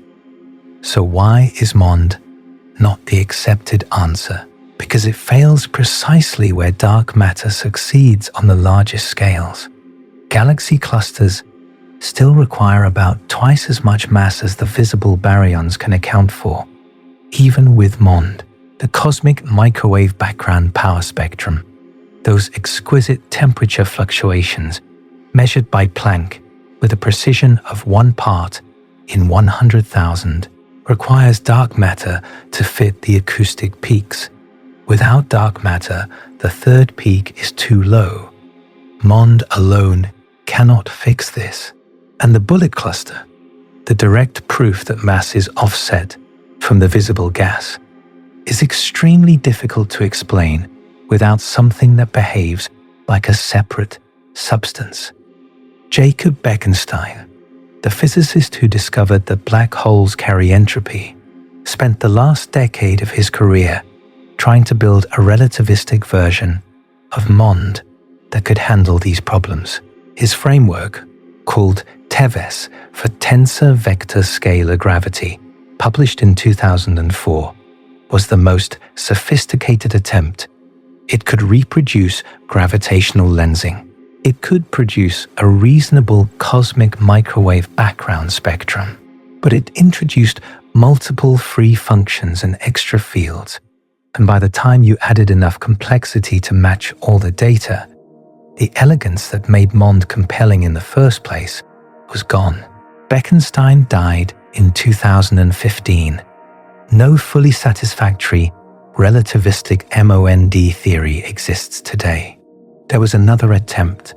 In November of 2016, Erik Verlinde at the University of Amsterdam published a paper titled Emergent Gravity and the Dark Universe. Verlinde proposed that gravity is not a fundamental force at all, but an emergent phenomenon arising from the entanglement entropy of quantum information in spacetime.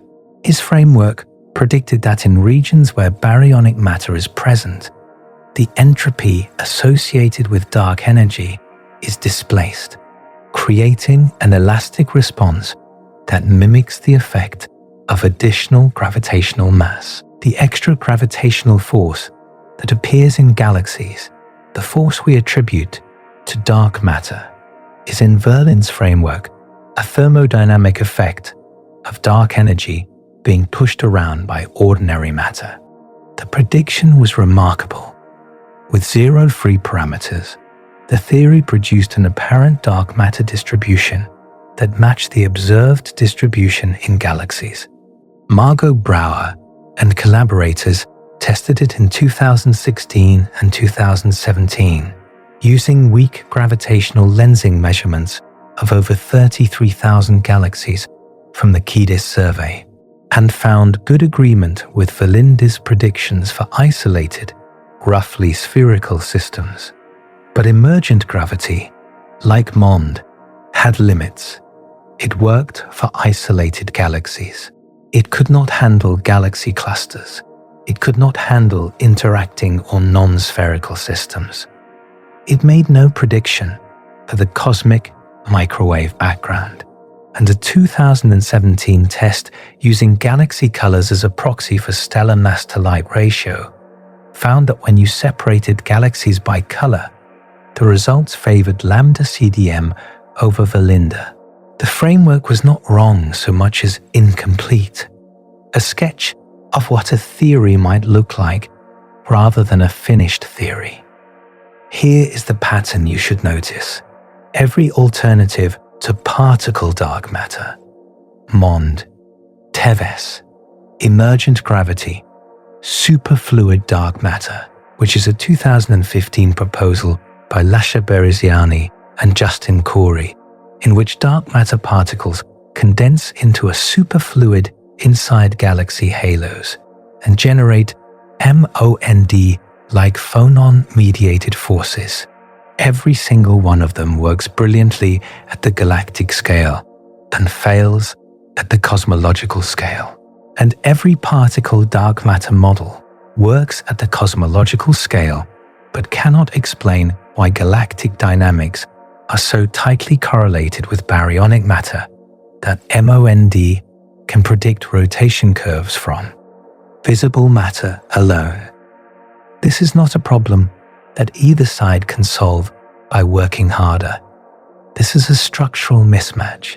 The galactic data demands a theory where the gravitational anomaly is determined by the visible matter distribution. The cosmological data demands a theory where the dark sector is an independent substance. These two requirements are in tension, and the tension has been sitting there for 4 decades with no resolution. Now consider what the dark dimension does. Dark gravitons are produced gravitationally in the early universe. They form a cosmological dark matter component that is independent of baryonic matter, satisfying the cosmological constraints. They interact only through gravity, passing through the bullet cluster without drag. They contribute to the cosmic microwave background acoustic peaks. They are cosmologically well-behaved dark matter, but their mass is in the warm dark matter range, 1 to 100 kilo-electron-volts, which means they suppress small-scale structure compared to cold WIMPs, and they interact gravitationally with baryonic matter in a way that is fundamentally tied to the geometry of the extra dimension, a geometry that exists at every point in space where gravity operates. The dark dimension does not explain the MOND phenomenology.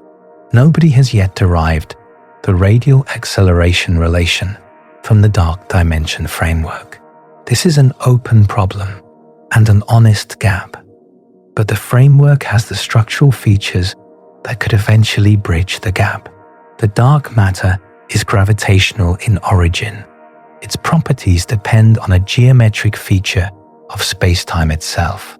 Its mass and distribution are tied to the same parameter, the size of the extra dimension that determines the strength of gravity at short distances. If the dark dimension is correct, then the relationship between dark matter and baryonic matter is not a coincidence. It is a consequence of both being governed by the same underlying geometry. Whether this is sufficient to reproduce the MOND predictions in detail is a question that has not been answered, but it is a question that now has a framework in which an answer could live. There is a sociological dimension to all of this that is difficult to ignore. In 2010, Pavel Krupa, a respected astronomer at the University of Bonn, co-authored a paper pointing out that virtually all public funding for cosmology is allocated to support lambda CDM-based research. MOND researchers receive essentially no dedicated funding. Modified gravity proposals are career risks. Graduate students are advised away from them. Tenure committees view them skeptically. This is not a conspiracy. It is the ordinary sociology of a field that has organized around a single paradigm for 40 years and has built its instrumentation, its simulation codes, its analysis pipelines, and its hiring criteria around the assumptions of that paradigm. Milgrom is still at the Weizmann Institute. He has been publishing MOND papers for over 40 years. The radial acceleration relation that his theory predicted decades before it was measured is the tightest empirical correlation in extragalactic astronomy, and it remains within the standard framework, unexplained. This is the part of the story that should make you angry, not because the dark dimension is definitely right, not because MOND is being unfairly suppressed, but because the data has been telling us for decades that something is fundamentally wrong with how we think about gravity and dark matter, and the institutional response has been to build bigger versions of the same detectors, to search harder for the same particles, to double down on the same framework, rather than to seriously confront the possibility that the framework itself is incomplete. The LZ experiment cost between $55 and $75 million. Super CDMS cost $34 million. The Alpha Magnetic Spectrometer cost $1.5 billion. The Large Hadron Collider cost over $13 billion. The total investment in searching for a dark matter particle that may not exist is in the range of tens of billions of dollars over 4 decades. The dark dimension scenario was published by 3 people using pencil and paper and the internal logic of quantum gravity.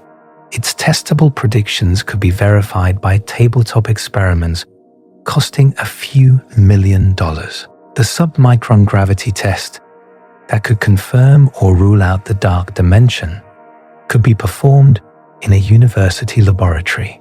And yet, as of today, no dedicated experiment to test the dark dimension's predictions at the micron scale has been funded.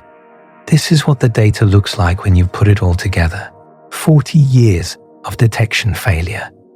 A gravitational anomaly that correlates perfectly with visible matter in a way the standard model cannot explain. A hierarchy problem that has been unsolved for a century.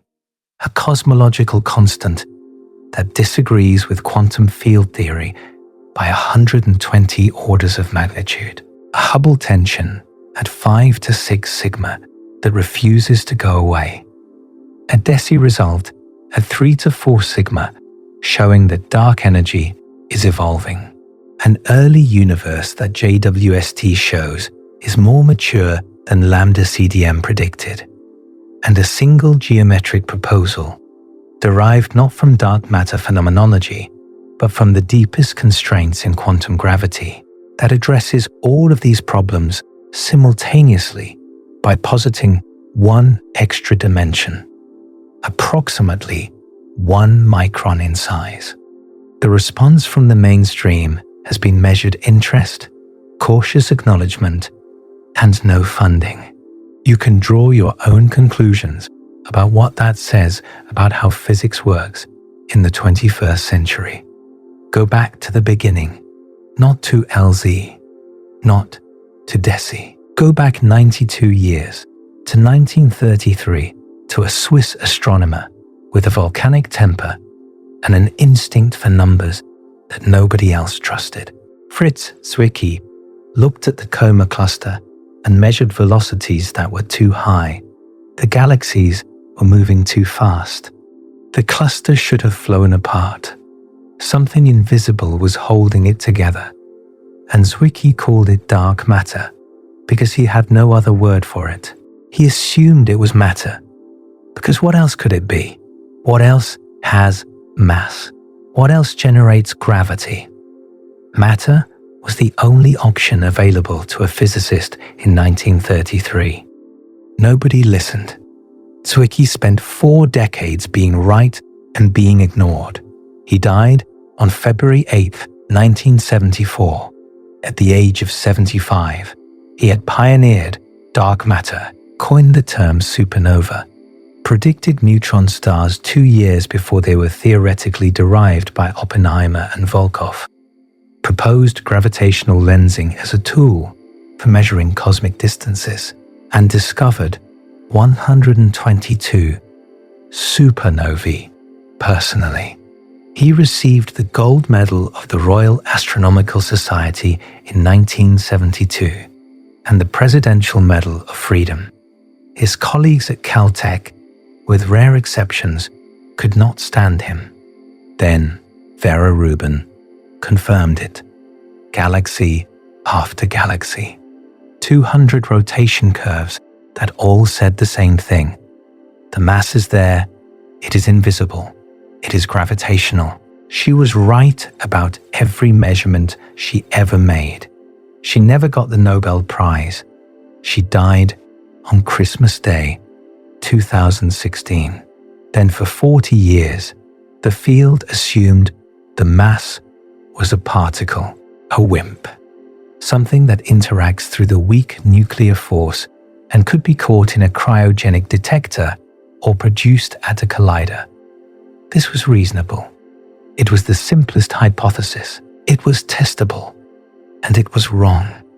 The detectors heard nothing. The colliders produced nothing.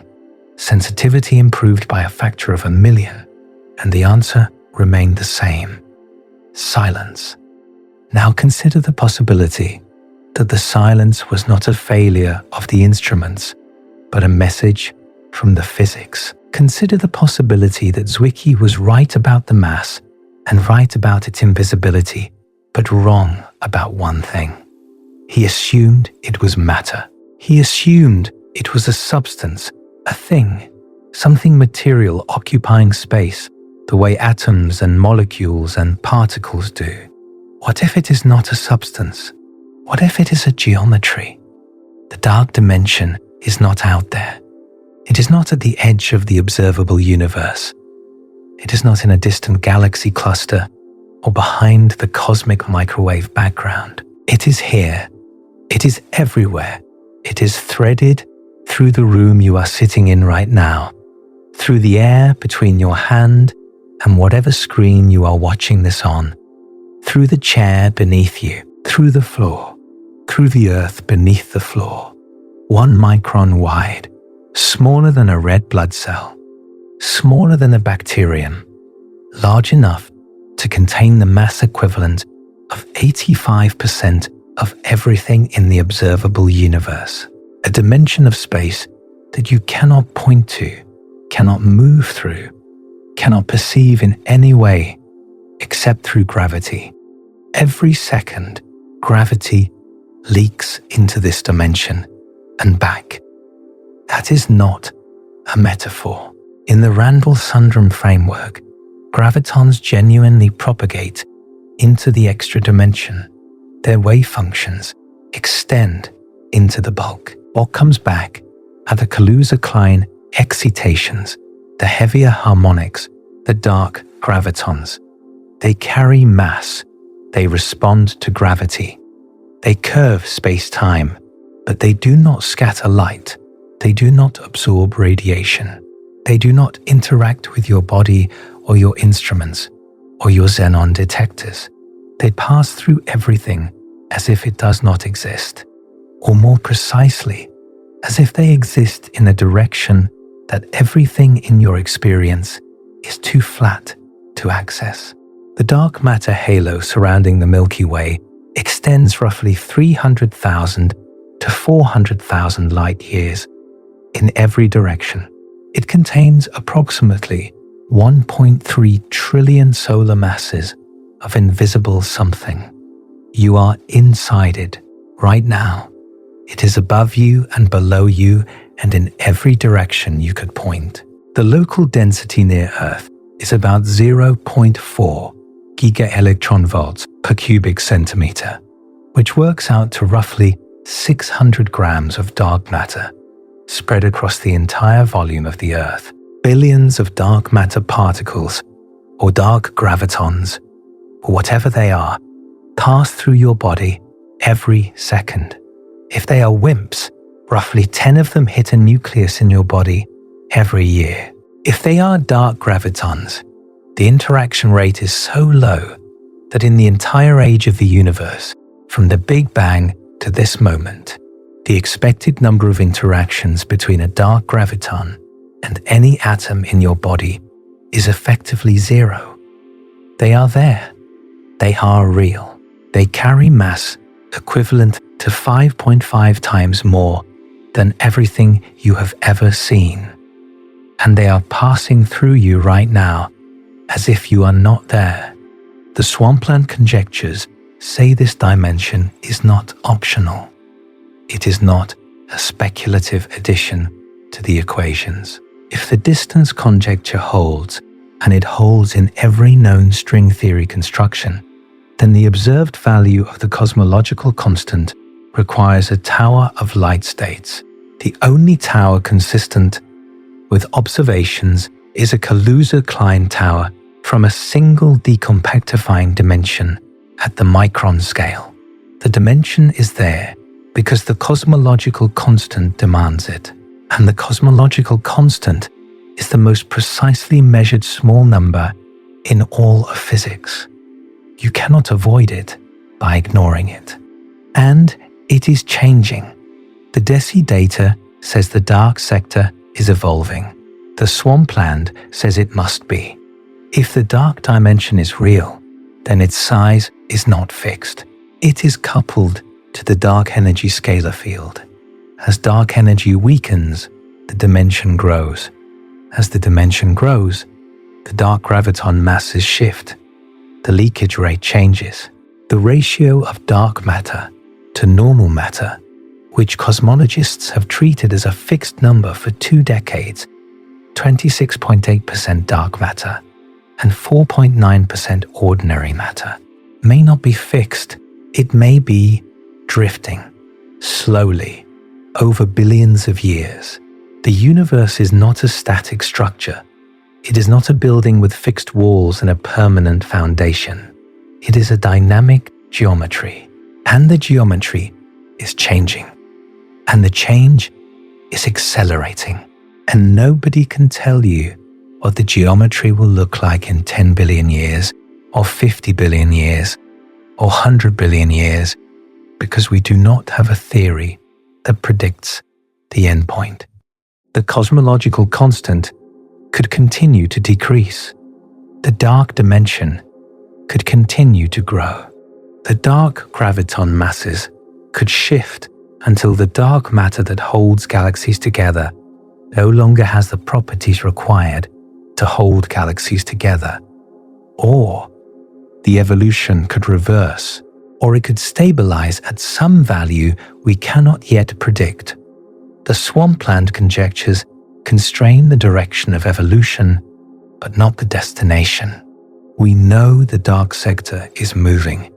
We do not know where it is going. Think about what that means. The stability of the galaxy you live in, the gravitational architecture that keeps the solar system bound to the Milky Way, the large-scale structure of the cosmic web that channels matter into filaments and walls and superclusters. All of it depends on dark matter. All of it depends on the properties of whatever is generating that gravitational effect. And if the dark dimension is real, then those properties are not constants. They are variables, coupled to a scalar field that has been rolling downhill for billions of years. You were taught that the laws of physics are fixed, that the constants are constant, that gravity is gravity and has always been gravity and will always be gravity, that the cosmological constant is not constant. It is the energy of the vacuum, and the vacuum is a quantum state, and quantum states can evolve. The mass of dark matter in the dark dimension framework is not a fixed number stamped into reality. It is a function of the size of a hidden dimension, and that size is a function of the energy of the vacuum, and the energy of the vacuum is changing. The chain goes all the way down, and at the bottom, there is no bedrock. There is geometry, and the geometry is in motion. Zwicky found the missing mass in 1933. Rubin confirmed it in 1970. Randall and Sundrum showed that gravity could leak into hidden dimensions in 1990. Vafa showed that the cosmological constant demands a specific hidden dimension in 22,000. DESI showed that the dark sector is evolving in 2024 and 2025. Each discovery recontextualized the one before it. Each answer revealed a deeper question. And the question we are left with now is not what is dark matter. The question is whether the geometry of reality is stable, whether the hidden dimension that holds the cosmos together is settling into a permanent configuration or still in transit, whether the universe has finished deciding what it is. Nobody can answer that question today. The data is not there yet. The sub-micron gravity test has not been run. The square kilometer array has not completed its Dark Ages survey. DESI is still collecting data. Euclid is still mapping the dark matter distribution across half the sky. The answer could come in 3 years, or 10 years, or 50 years. But the question is real. The dimension, if it exists, is real. And it is here, right now, 1 micron away from you, in a direction you will never be able to point to, containing the gravitational echo of everything that holds the visible universe together. And it is not staying the same.